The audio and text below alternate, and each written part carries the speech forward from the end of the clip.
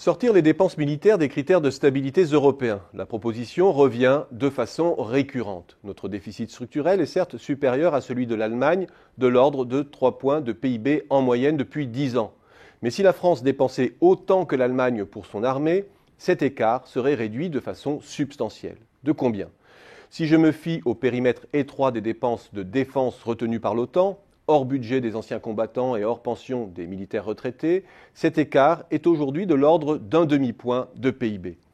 Si je retiens une acception plus large des dépenses de défense, incluant toutes les dépenses financées par l'impôt et allouées à la fonction de défense, il s'agit là de la comptabilité fonctionnelle de l'État, cet écart approche un point du PIB. De quoi, en première analyse, atténuer de près d'un tiers notre handicap vis-à-vis de l'Allemagne et nous rapprocher des clous des 3% de Maastricht. Les arguments, on les connaît. Notre surdimensionnement a pour contrepartie une capacité de dissuasion nucléaire et de projection sur les champs de conflit que les autres pays de la zone euro n'ont pas.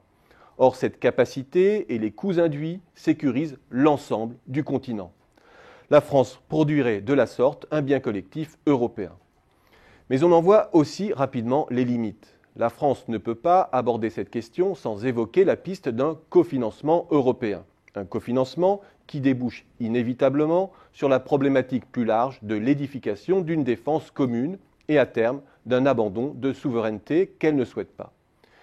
Difficile ensuite d'aborder la question du fardeau militaire sans prendre en compte tous les avantages que confère le développement d'un complexe militaro-industriel dans un pays, même si cette question reste aujourd'hui très controversée dans la littérature économique. Du coup, l'enjeu du débat ne porte plus sur l'ensemble des dépenses militaires, ni même sur l'écart permanent qu'induit notre surdimensionnement, mais sur la question plus ponctuelle du financement de nos opérations extérieures, dont l'enveloppe ne cesse de croître. Mais on change alors totalement d'ordre de grandeur. Même si nos dépenses liées aux opérations extérieures ont dépassé 1,5 milliard d'euros cette année, explosant l'enveloppe prévisionnelle de 1,1 milliard, les sommes restent inférieures à 0,1% du PIB.